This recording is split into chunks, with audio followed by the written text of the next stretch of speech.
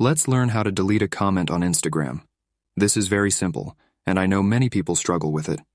If you have some old comments you won't have and you are ashamed of that comments, because of that, let's stay till the end and learn how to do it.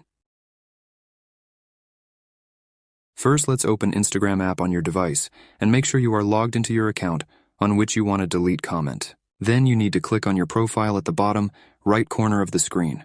After that, when you come on this page, click on the 3 horizontal lines in the top right corner of the screen.